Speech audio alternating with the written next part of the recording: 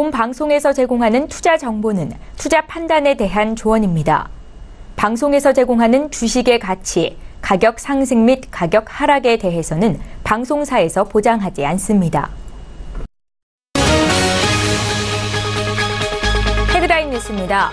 미국 뉴욕 증시에서 주요 지수는 북한의 미사일 발사 실험에도 불구하고 세제 개편안에 대한 낙관론으로 3대 지수가 동시에 사상 최고치로 마쳤습니다.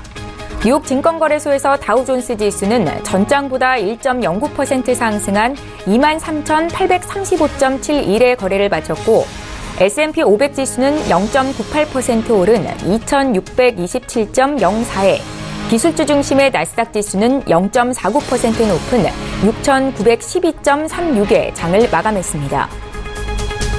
미국의 11월 소비 지표가 17년 내 최고치를 기록했습니다. 컨퍼런스 보드는 11월 소비자 신뢰 지수가 1985년 100을 기준으로 했을 때 전월에 125.9에서 129.5로 올랐다고 밝혔습니다. 이는 2000년 11월에 132.6 이후 가장 높으며 5개월째 상승한 것입니다. 월스트리트저널에 따르면 애널리스트들은 124.0으로 전망했습니다. 지난 9월 미국의 주택가격은 경기 호조에 따른 강한 수요와 재고 부족으로 높아졌습니다. S&P 코어로직 케이스 실러에 따르면 9월 전미 주택가격 지수는 계절 조정 전 기준으로 각각 전월 대비 0.4%, 전년 대비로는 6.2% 상승했습니다. 전년 대비 오름폭은 2014년 6월 이후 가장 컸습니다. 국제유가는 소폭 하락했습니다. 오는 30일로 예정된 감산 연장 여부를 논의할 석유 수출국 기구 회동을 앞두고 관망세가 나타났습니다. 뉴욕 상업거래소에서 거래된 내년 1월분 서부 텍사스산 원유 WTI는 배럴당 0.2% 떨어진 $57 99센트의 거래를 마쳤습니다.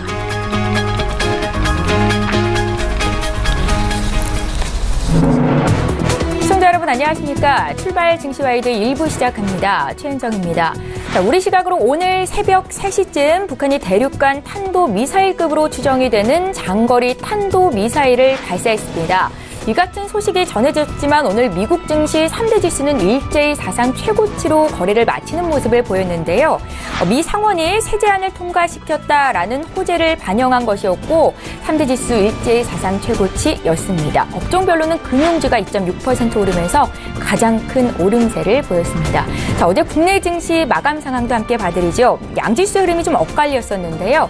급락했었던 삼성전자의 주가가 1% 반등하면서 코스피는 2,510선을 회복했지만 코스닥 지수는 시가총액 상위주에 포진해 있는 제약 바이오주가 줄줄이 하락하면서 2% 넘게 고꾸라져 770선대로 밀렸습니다.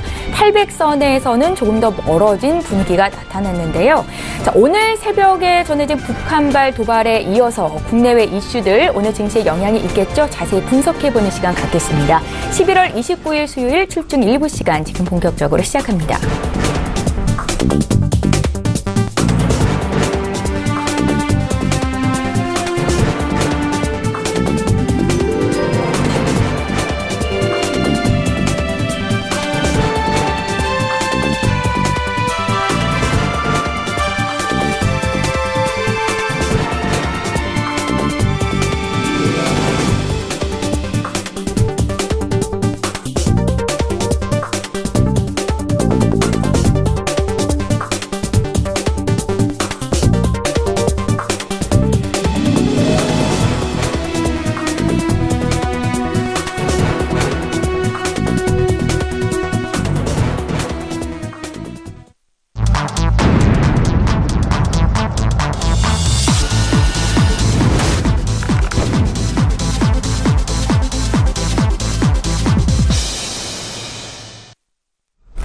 예, 신승용의 시그널 나우 시간입니다. 오늘도 브레인코리아 인베스트의 신승용 대표 화상으로 만나보겠습니다. 대표님 안녕하세요. 네, 안녕하십니까.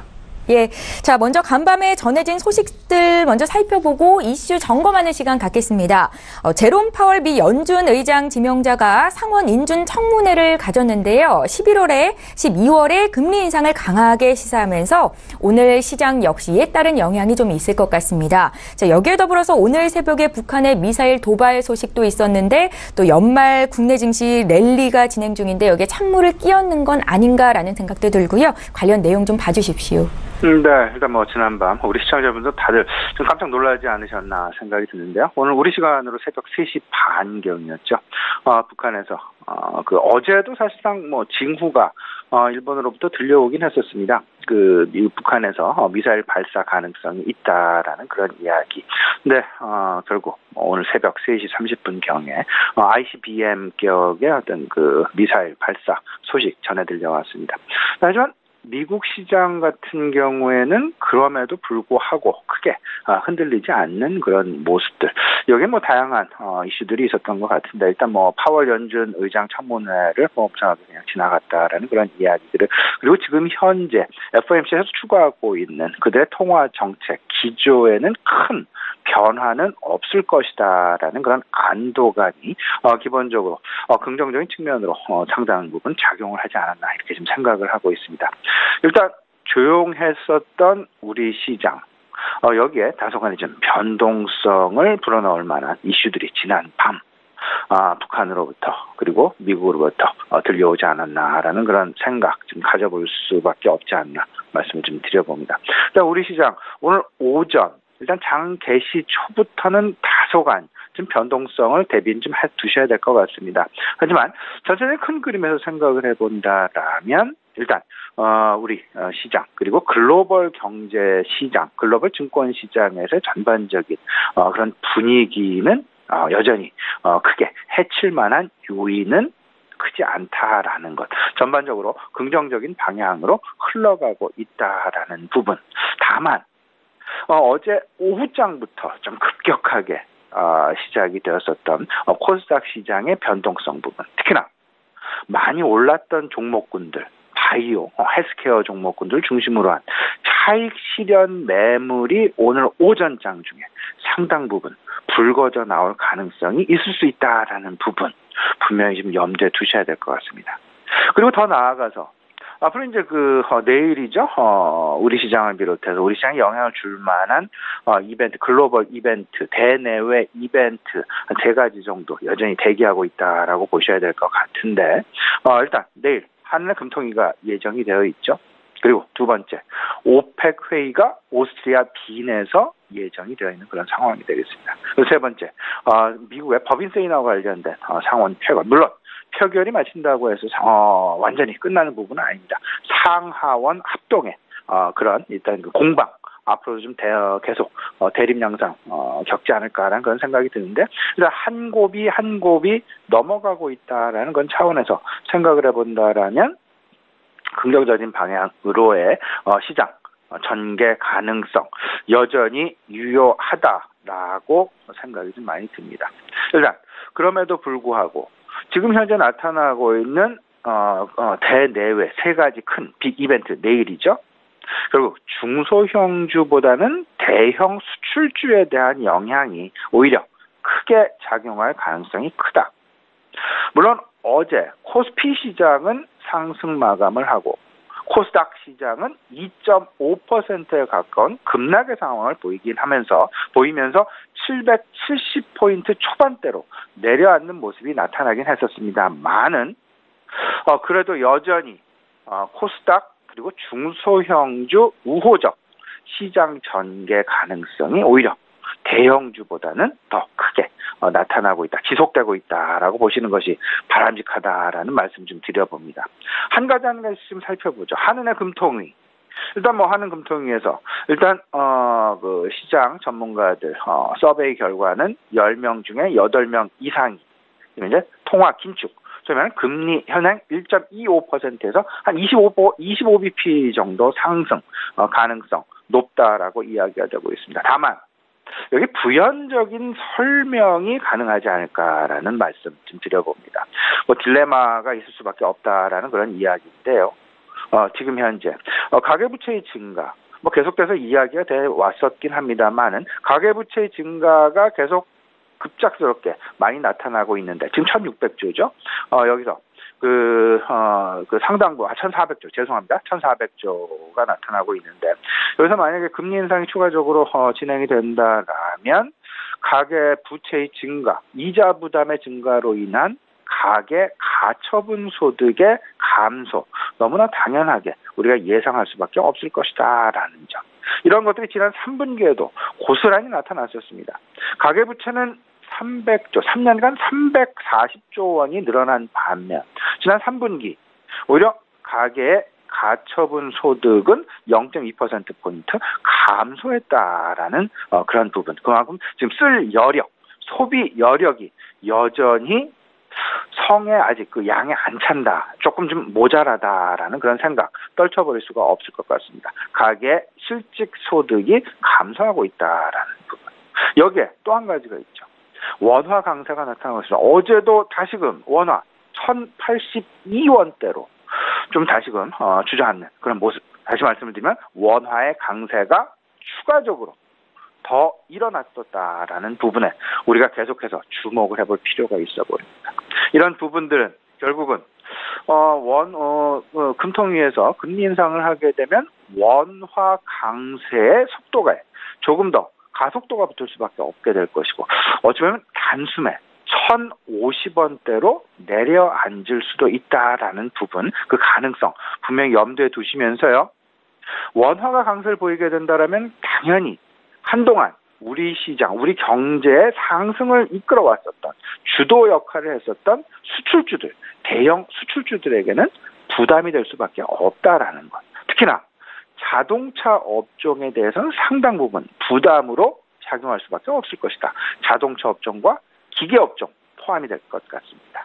이 부분 꼭 좀 염두에 두시면서 지금 현재 거시 변수의 상황 변화들 이런 부분들을 중심으로 해서 지금 현재 내가 가진 포트폴리오 과연 어떤 방향으로 조정을 해 나가는 것이 가장 바람직한 방향인지 이 부분 곰곰이 좀 생각을 해보실 필요가 있어 보이고요. 국제 유가 오펙 정례 회의가 이제 내일 오후입니다. 우리 시간으로 오스테 빈에서 개최가 됩니다. 지금 이제 러시아가 처음에는 감산 기간을 연장하겠다라는 부분에 상당히 동의하는 그런 모습을 보였지만 조금 최근 들어서는 이 부분에 대해서 시원하지 않은 그런 답변들이 계속 나오고 있다. 그런 눈치들이 계속 시장 내에 흘러나오고 있다라는 부분. 그렇기 때문에 최근 국제 유가 사송에 좀 하락세가 나타나고 있다라는 부분 주목하실 필요가 있어 보이고 이런 부분들은 큰 그림 속에서 생각을 해본다라면 경기 민감주 다시 말씀드리면 산업재 쪽에는 그다지 긍정적인 신호는 아닐 것이다라는 부분까지 아울러서 좀 말씀을 좀 드려봅니다. 미국 법인세 얘기를 좀 해보죠. 법인세 일단 최근 뉴욕 증시의 조정 물론 어제 같은 경우에 사상 최고치로 다시금 마감하는 그런 모습들 법인세 인하 여부가 어찌 보면 시장 내 매우 중요한 어떤 그 역할 내지는 매우 중요한 잣대 매우 중요한 어떤 그 변곡점 가능성 있을 수 있다는 부분까지 생각을 해보시면서 지난밤 미국 증시에서의 움직임 다우종합지수는 0.6%의 상승, S&P 500 지수 비슷한 수준의 상승. 하지만 나스닥 지수의 상승폭이 조금은 좀 덜했던 그런 모습들이 보여졌는데요. 여기에 주로 역할을 했었던 것이 헬스케어주들의 하락들이 이제 최근 들어서 좀 미국 시장에서도 나타나고 있다라는 부분을 우리 시장 내 바이오 헬스케어주들에 대한 차익 시장 가능성에 대해서 우리 시청자 여러분들도 곰곰이 참고하셨으면 좋겠습니다. 예, 당장 오늘 내일 증시에 영향을 미칠 주요 이벤트들에 대해서 먼저 정리를 해봤습니다. 자, 이번에는 향후 투자의 관점을 어느 쪽으로 가져가는 게 좋을지 방향을 볼 수 있을 것 같은데요. 두 번째 이슈 살펴보죠. 매년 1월 미국 라스베이거스에서 열리는 세계 최대 전자 IT 전시회지요. CES 2018 개막이 이제 한 달여 앞으로 다가왔습니다. 전 세계 4천여 개 기업이 참가하는 CES는 한 해 기술 트렌드를 한눈에 확인할 수 있다라는 점에서 IT 업계의 바로미터로 손꼽히고 있는데요. 대체 종목군 발굴이 시급한 현 시점에서 관심 가져볼 만한 종목이 분명히 있을 것 같습니다. 시 대표님 의견 좀 주십시오. 예, 우리 시청자분 이 부분 생각을 해주셔야 되겠죠. 이제 그 연말, 연초. 항상 연말 연초 시즈널 이펙트들이 시장 내 존재를 합니다. 이 부분 이제 꼭 좀 생각을 해 두셔야 될 것 같은데 이런 속에서 우리 시청자분들 좀 이 부분도 꼭 좀 염두에 두셔야 될 것 같습니다. 어떤 부분이냐면요. 매년 연초가 되면 쭉 순서대로 지금 글로벌 이벤트들이 계속 진행이 됩니다. 이런 부분들을 보게 되면 일단 1월 달에는 CES 가전 박람회가 열리게 되고요. 두 번째, 이제 모바일 월드 콩그레스가 바로 이어서 열리게 되죠. 그 전에 바로 앞서서 다보스 포럼이 열리게 되고요. 그리고 또 바로 이어서 디트로이트 자동차 모터쇼가 개최가 되게 되어 있습니다. 이런 부분들은 과연 어떤 산업군, 어떤 종목군에 계속 이벤트로 작용할 수 있느냐, 이 부분을 좀 생각을 해보셔야 되는데 결국은 대형주 쪽보다는 아무래도 중소형 테마군들 쪽에 유리하게 작용될 가능성이 높을 것이다라는 부분 꼭 좀 염두에 두셔야 될 것 같습니다. 줄줄이 지금 현재 글로벌 이벤트들이 대기하고 있다라는 부분에 우리가 조금은 더 기회가 있을 때마다 중소형 테마군, 잠재적 테마군들에 대해서 미리 선취매하는 그런 어떤 그 포트폴리오 투자 전략을 가져가야 되는 것이 바람직하지 않느냐라는 말씀 좀 드려보고요. 일단 바로 이제 연말 시즌, 연말 소비 시즌이 지나가게 되면 내년 1월 초죠. CES 가전 박람회 라스베가스에서 열리게 됩니다. 현재 시장 내에서 이미 이번에 주목해야 될 이슈 5가지에 대해서 이야기가 서서히 나오고 있습니다. 첫 번째는 스마트 시티 쪽이 될 것 같고요. 두 번째는 사이버 보안, 세 번째는 경험 경제라는 부분, 소위 말하는 시연을 하고 제품군들에 대해서 시연을 하고 이런 부분에 대한 어떤 그 마케팅 활용 전략들 얘기가 나오고 있고요. 네 번째가 미래 일자리 부분이 될 것 같습니다. 그리고 다섯 번째가 소위 말하는 이제 그 인터넷 세대다라고 이야기를 하고 있는 Z세대들 중심으로 한 소비 창출, 마케팅 창출 가능성 이런 부분들에 대해서 분명히 생각을 좀 해두셔야 될 것 같습니다. 여기서 제가 관심을 갖는 부분은요. 일단 첫 번째와 다섯 번째 부분이 될 것 같은데요. 스마트 시티는 다양한 방면으로 우리 산업군, 증권, 증시 내에 영향을 미칠 가능성이 높아 보입니다. 첫 번째가 스마트 그리드, 그리고 스마트 로드와 자율주행 자동차, 그리고 사물 인터넷이 포함이 되어 있다. 다 복합적으로 작용이 되면서 전반적으로 하나의 도시가 전반적인 스마트 시티로 변해가는 그런 방향을 제시하고 있다라는 쪽으로 이해하시면 좋을 것 같고, 이런 부분들은 새롭게 시작이 되는 5G, 그리고 자율주행 자동차, 그리고 전력 생산의 양방향 가능성이 있는 스마트 그리드까지도, 그리고 더 나아가는 사물 인터넷까지도 우리가 관심, 영역군에 분명히 두어야 할 것이다라는 부분 말씀을 좀 드려보고요. 이제 경험경제라는 부분이 Z세대와도 맞물리게 된다라는 부분. 경험경제라는 부분은 결국은 VR, AR 부분의 어떤 그 활용 가능성을 이야기합니다. 가상현실, 증강현실. 소위 말하는 체험장 중심의 소비 트렌드가 앞으로 나타나게 될 것이다라는 부분. 그리고 이제 그 Z세대는 주로 1995년 이후 출생세대를 이야기하고 있는데요. 인터넷과 디지털의 전성기. 그렇다면 Z세대 중심의 신기술과 Z세대 중심의 마케팅 전략. 다시 말씀을 드리면 모바일 광고라든지 소셜미디어 이런 부분에 노출이 높은 기업군들 와 카카오가 이야기가 되겠죠. 이런 부분들에 대한 관심 분명히 필요해 보인다. 그리고 더 나아가서 앞으로 이제 그 다보스 포럼에서의 주요 관심사는 공유 경제다라는 이야기들이 이미 쏠쏠지 않게 들려오고 있습니다. 그 공유 경제와 관련해서도 우리 시청자 여러분들 꼭 좀 관심을 가져보시면서요. 전체적인 스템이라는 새로운 어떤 신조어가 지금 나오고 있습니다. 스템, 사이언스, 테크놀로지, 엔지니어링, 그리고 수학, 매스. 전체적인 앞으로의 시장 방향성, 그리고 이 방향성이라는 부분은 결국은 테마군 형성 가능성이 되겠습니다. 지금 현재 코스닥 시장이 어제는 2.5%가량의 급락이 나타나긴 했었습니다만은 그래도 계속되는 성장 가능성, 그리고 앞으로의 변화 가능성, 혁신 가능성 이런 부분들에 대한 투자자들의 관심이 많이 집중될 수밖에 없는 그런 시장일 수 있다라는 점에서요. 바이오 헬스케어에만 나의 관심을 국한하지 마시고 지금 말씀드린 이런 전반적인 영역군, 새롭게 시장 내 혁신으로 다가올 산업군에는 어떤 것들이 있는지 미리 챙겨보시는 것도 좋은 투자 전략이 될 수 있다라는 부분 참고하셨으면 좋겠습니다. 예, 잘 알겠습니다. 앞서서 북한발 도발로 인해서 특히나 오늘 오전장 국내 증시 변동성에 대비할 필요가 있다라고 조언을 하셨는데요. 투자 조언 부탁드릴게요. 일단 코스닥 시장 내 대형주들에 대한 흔들림 쪽보다는 코스닥 시장 내에서의 바이오 헬스케어주의 흔들림에 조금은 더 주의를 기울이셔야 될 것 같습니다. 물론 큰 그림 속에서 본다면 여전히 그리고 내년 상반기까지 중소형주 중심의 시장 환경은 지속된다라는 생각에는 변함이 없습니다. 하지만 일단 지난 밤 들려왔었던 방금 우리 최 원장님과 말씀하셨던 대로 북한발 도발 소식 그리고 미국에서의 어떤 그 큰 그림 속에서 진정되어가는 그런 모습들 이런 부분들이 결국은 지금 변동성에 대한 어떤 그 변동성 흔들림이 많을 수밖에 없는 그런 종목군에 시장이 쏠릴 수밖에 없게 될 것이고 여기에서 나온 그런 어떤 그 차익 실현한 그 자금들은 다시금 안정성이 높은 그런 종목군으로 다시 리턴할 그럴 가능성이 높다라는 부분 참고를 해두시면서요.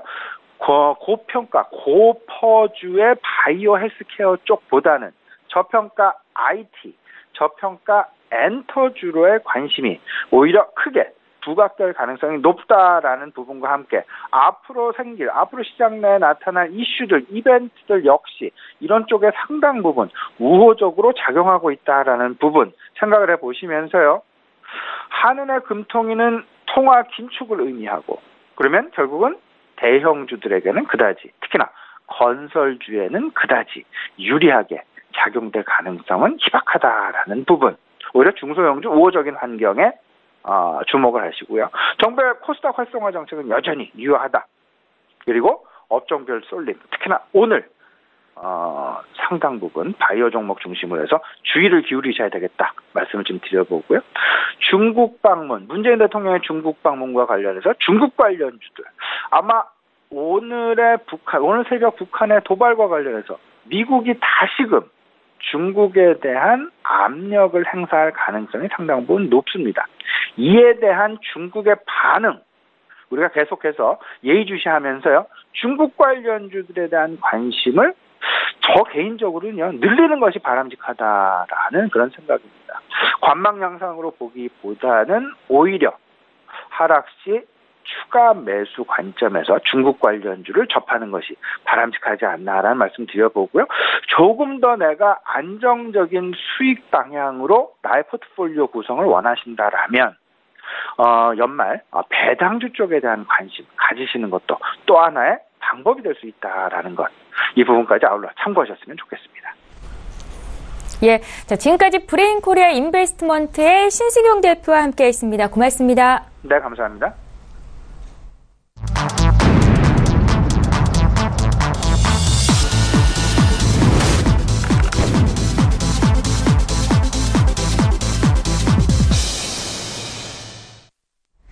예, 이번에는 국내 시장 쟁점을 보다 구체적으로 풀어보겠습니다. 라이브 이슈타임 시간이고요. 오늘은 한국투자증권의 김권진 차장 화상으로 연결해보겠습니다. 차장님 안녕하세요. 네, 안녕하십니까. 예, 자 오늘도 첫 번째 이슈부터 좀 보겠습니다.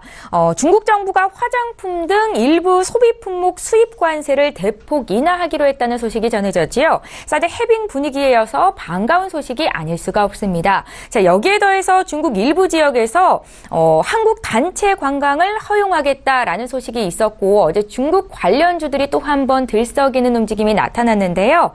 중요한 건 지금 현재 중국 관련 소비주들이 많이 오른 상태인데 앞으로 더 갈 수 있을까일 것 같습니다. 여기에 대한 생각 좀 여쭤볼게요.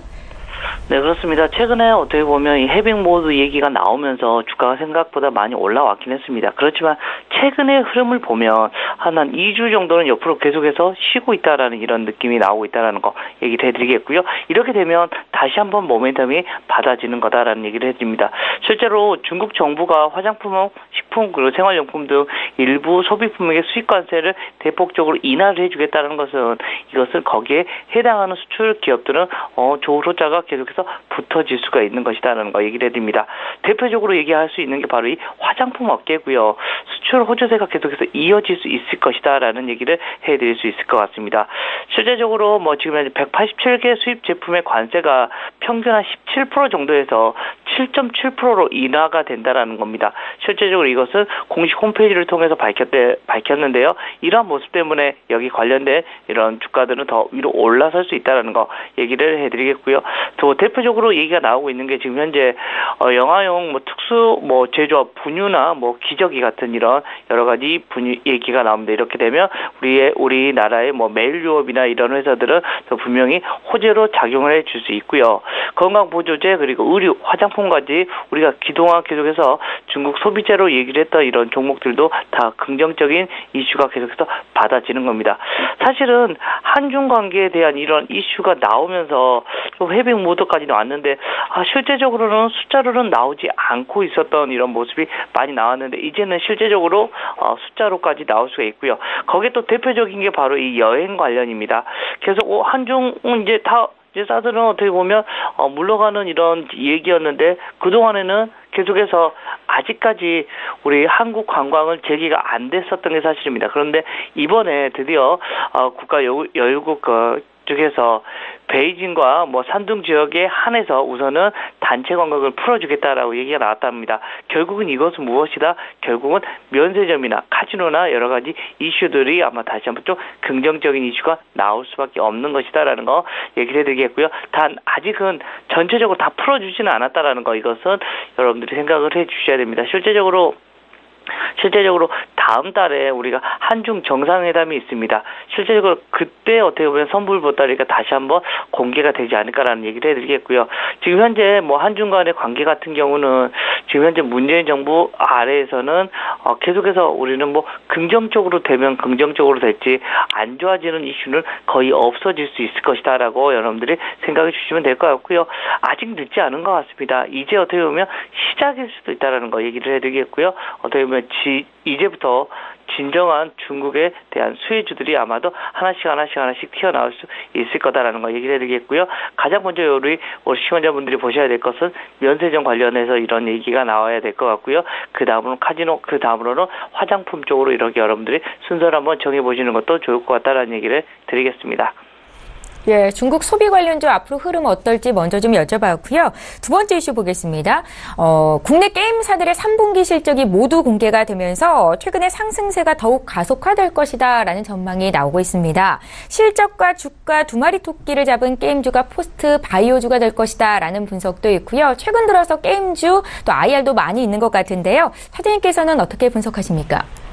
네, 우선은 게임사들 그동안 상당히 좀 오랫동안 어떻게 보면 침체기에 있다가 최근 들어서 다시 그동안 온라인 쪽에서 많이 히트를 쳤던 게임들이 이제는 휴대폰으로 안으로 들어오면서 어떻게 보면 새로운 전기를 맞이했다라고 여러분들이 생각해 주실 수 있을 것 같습니다. 실제로 리니지 레볼루션이나 그다음에 리니지엠 그리고 이번 지금 현재 얘기가 나오고 있는 테라엔 같은 경우도 다 모바일 쪽으로 지금 현재 이슈가 되고 있는 겁니다. 실제로 이러한 이슈 때문에 그동안 어떻게 보면 좀 실적이 정책이었던 이런 시점에서 한 단계 레벨업이 만들어지고 있는 것 같다라는 거 얘기를 해드립니다. 실제로 이번 3분기에는 국내 게임 산업의 사상 처음으로 매출 1조를 넘어서 이제 연 매출 2조를 향해서 열심히 달려가고 있는 게임사들이 지금 현재 등장하고 있다라는 거 얘기를 해드리겠고요. 가장 먼저 나아가고 있는 것은 결국은 또 NC소프트입니다.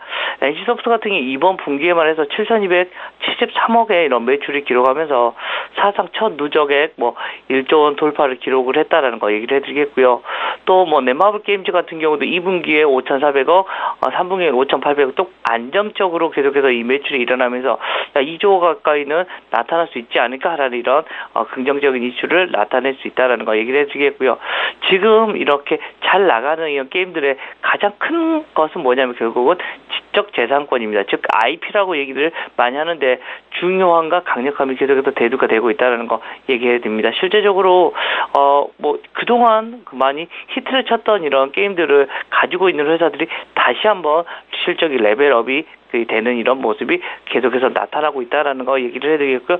이런 것은 앞으로도 좀 계속해서 이어질 수가 있을 것이다라는 거 얘기를 해드리겠고요. 또 해외 쪽 매출을 계속해서 얘기를 많이 하고 있고요. 해외 쪽이 매출이 많이 나오기 시작하면 어떻게 보면 그동안은 이제 게임이 좀 정체가 돼버리는 이런 앞으로의 성장선에 대한 이런 물음표가 많이 달리는 것들에서 이제는 앞으로 전 세계로 나아가는 게임주가 될 수가 있다라는 거. 이렇게 되면 계속해서 그동안 좀 정책이었던 이런 흐름에서 새로운 흐름이 다시 새로운 물이 들어오는 것이다라고 얘기를 해드리도록 하겠고요.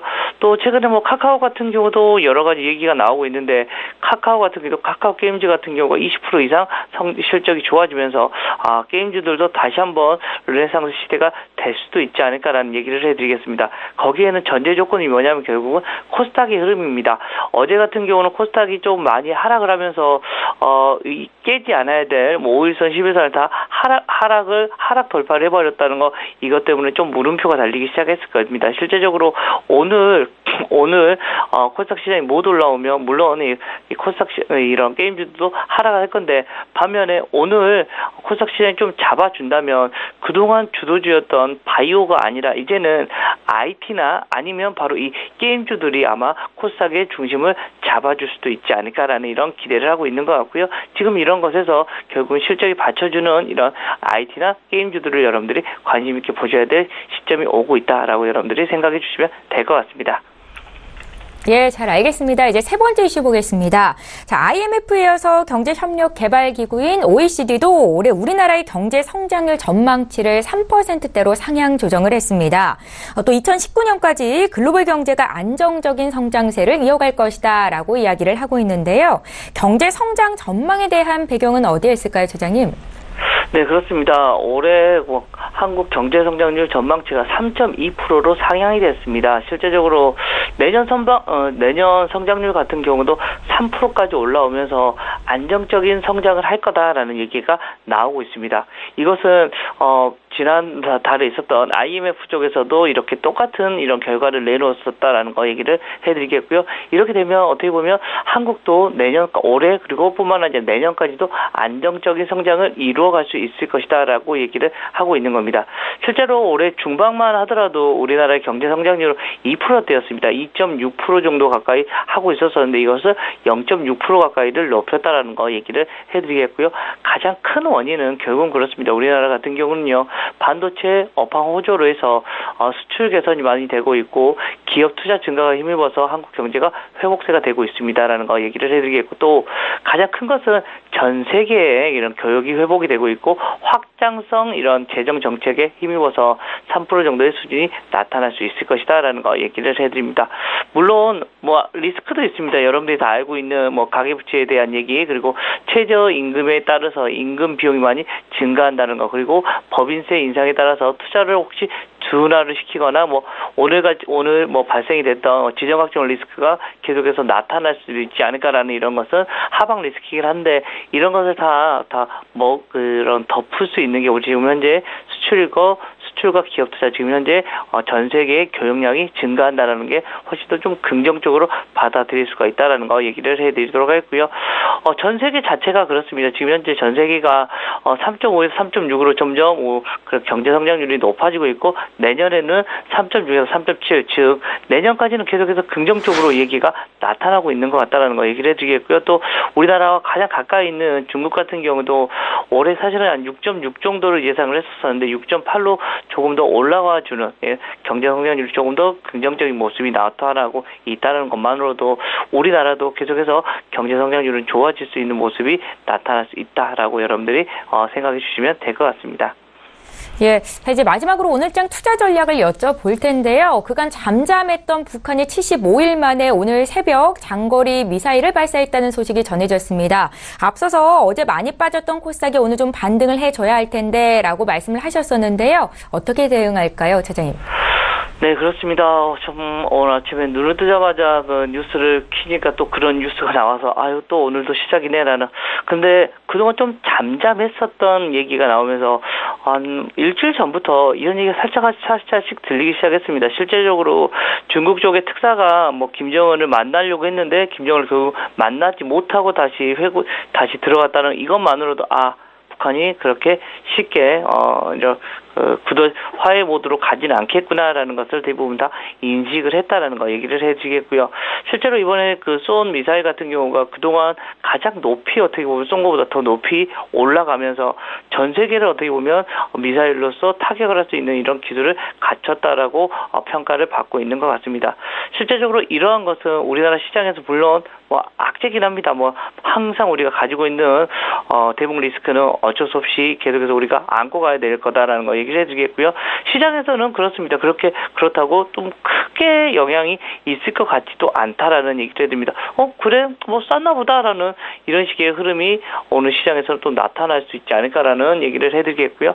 여러분들이 신경 쓰셔야 될 것은 여기보다는 오늘의 코스닥 시장이 어떤 식으로 움직이느냐 이것을 여러분들이 관심 있게 보셔야 될 것 같다라는 거 얘기를 해드리고요. 또 하나 삼성전자가 어제 하루 만에 반등이 나와줬습니다. 그래서 이것이 연속적으로 계속 나와주느냐 오늘 하락이 돼버리면 안 되고요. 삼성전자 옆으로 횡보하거나 우로 상향되면 시장은 안정적이구나 다시 베팅을 해봐도 되겠구나라는 식의 흐름을 보셔야 될 겁니다. 그리고 최근에 외국인들의 매매가 계속해서 매도 쪽으로 좀 많이 쏠리고 있는 게 사실입니다. 그래서 여기에 이런 주안점을 두고 시장을 전체를 볼 때는 외국인들의 흐름을 어떻게 가져가고 있는가 이것을 여러분들이 많이 보셔야 될 거다라는 거 얘기를 해드리겠고요.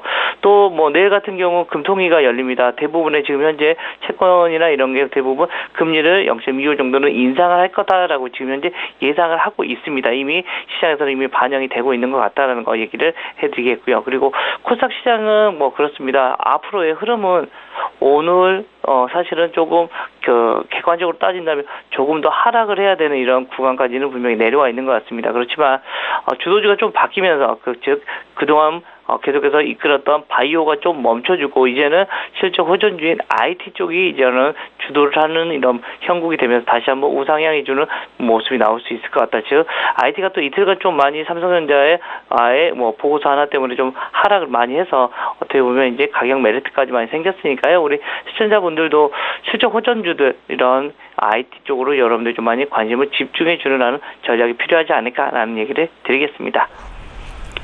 예, 오늘 장은 삼성전자의 주가 흐름과 또 외국인들의 수급 상황을 예의주시해야겠군요. 자, 지금까지 한국투자증권의 김건진 차장과 함께했습니다. 말씀 잘 들었습니다.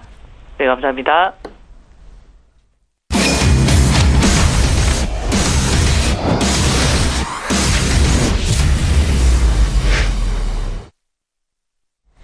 예, 이번에는 국내외 선물 시장 대응 방법을 짜드리겠습니다. 선재 트레이더의 선물 하이킥 시간이고요. 오늘도 선재 트레이더 화상으로 만나보겠습니다. 안녕하세요.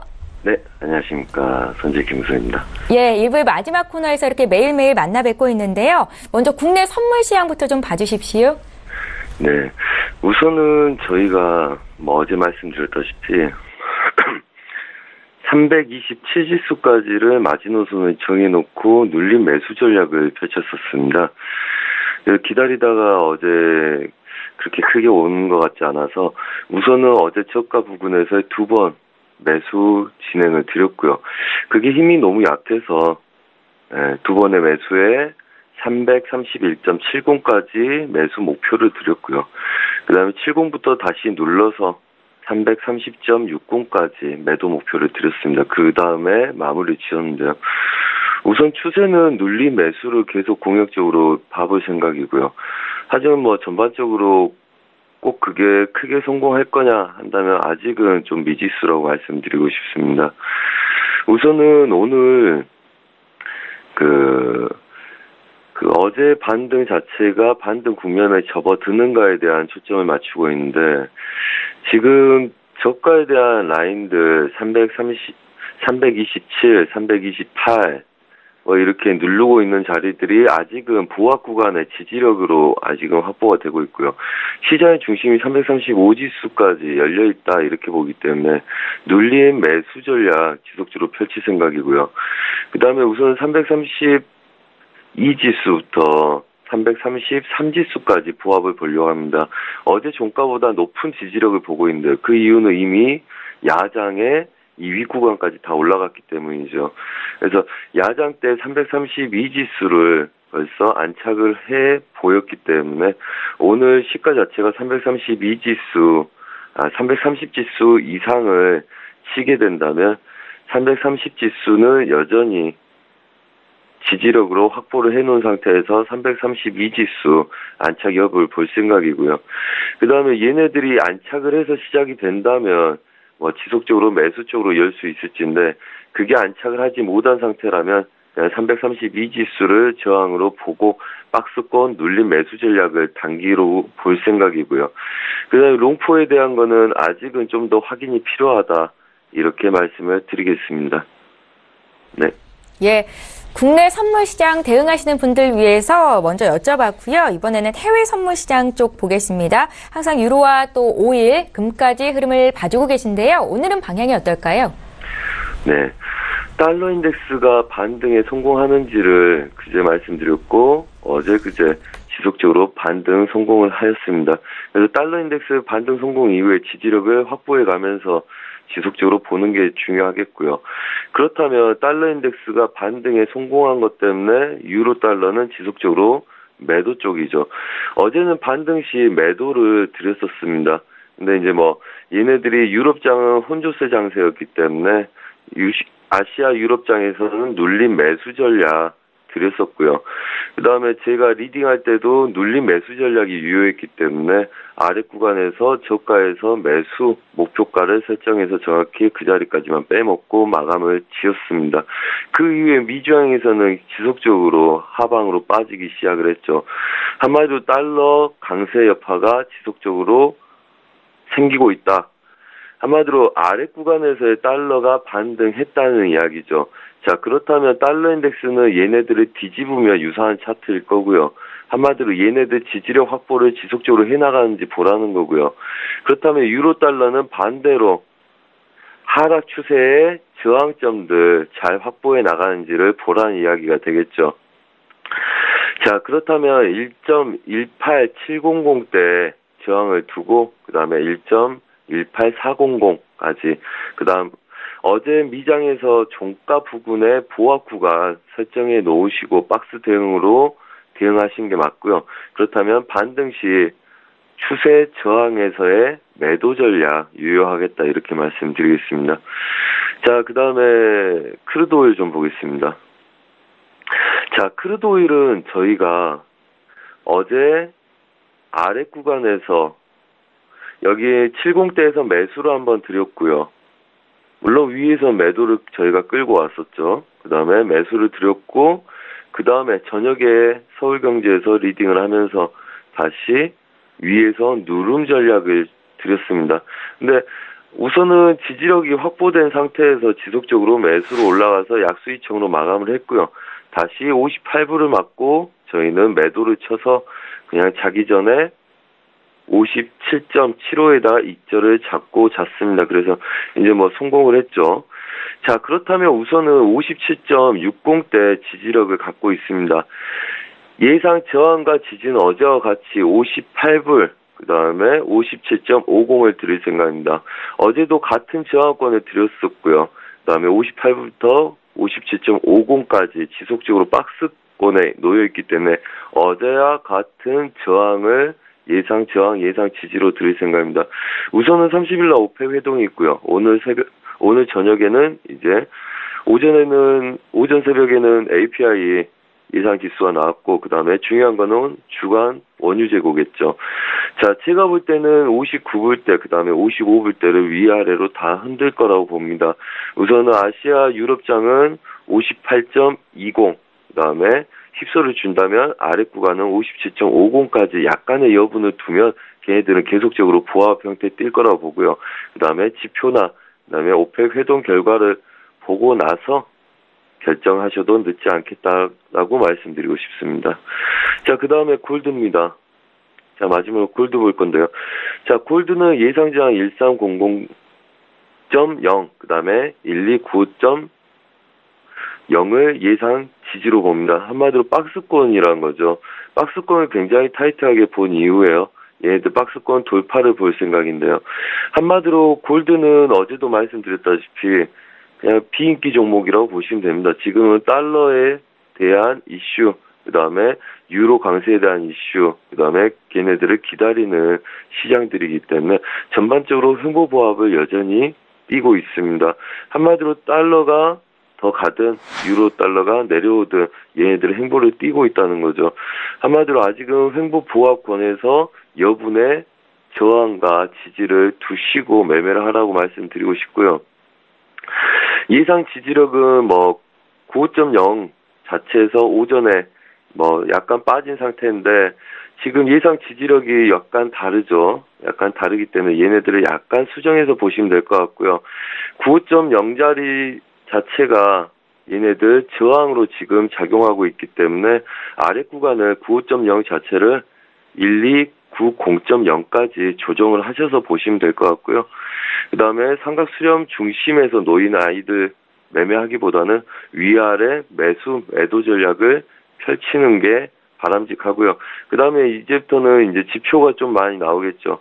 지표 발표 이후에 완전하게 돌파한 박스권 매매 전략의 박스권 돌파 매매 전략까지를 혼용해서 사용하시라 이렇게 말씀을 드리고 싶습니다. 예, 골드는 여전히 적극적인 매매 구간은 아니다라는 관점 어제와 같으셨습니다. 지금까지 선재 트레이더와 함께했습니다. 고맙습니다. 네, 감사합니다. 예, 출발 증시와이드 1부 시간 여기서 마치겠습니다. 잠시 뒤 2부 시간에는 시청자 여러분들의 종목 상담 도와드립니다. 샵 0082번으로 지금 문자 참여하시면 되겠고요. 건당 100원의 정보 이용료가 부과됩니다. 저희는 잠시 뒤 2부 시간으로 다시 오겠습니다. 고맙습니다.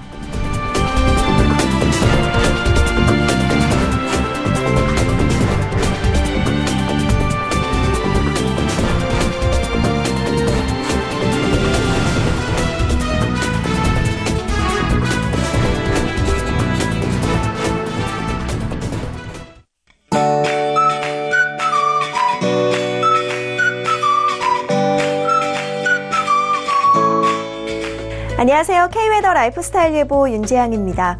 오늘 하늘은 점차 맑아지겠지만 미세먼지 농도가 높겠습니다. 서쪽 지방을 중심으로 옅은 황사가 나타나겠고요. 미세먼지 농도도 서쪽 나쁨 단계, 동쪽 지방 한때 나쁨 단계로 예상되는데요.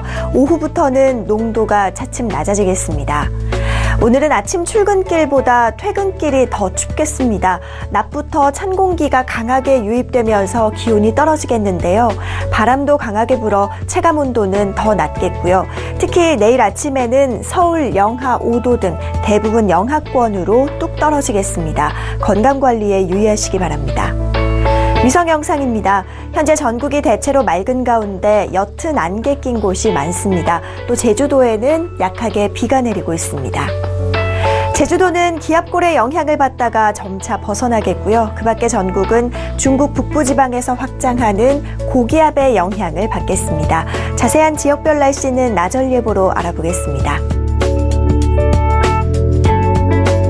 중부지방 차츰 맑아지겠습니다. 낮 기온 서울 5도, 대전 7도로 어제보다 크게 낮겠습니다. 동해안 지방 구름 많다가 맑아지겠습니다. 한낮에 속초 12도, 강릉 13도로 어제보다 낮겠습니다. 제주도는 낮까지 비가 내린 뒤 점차 그치겠습니다. 그 밖의 지방은 구름만 다소 지나겠습니다. 현재 서해 먼바다에 풍랑주의보가 내려져 있는데요. 물결은 서해와 남해상에서 최고 4m로 매우 높게 일겠습니다. 주 후반에는 추위에 대비를 잘하셔야겠습니다. 금요일에는 충남과 호남, 제주도에 눈 또는 비가 내리겠고요. 일요일은 중부지방에, 월요일은 전국에 비나 눈이 올 것으로 전망됩니다. 날씨였습니다.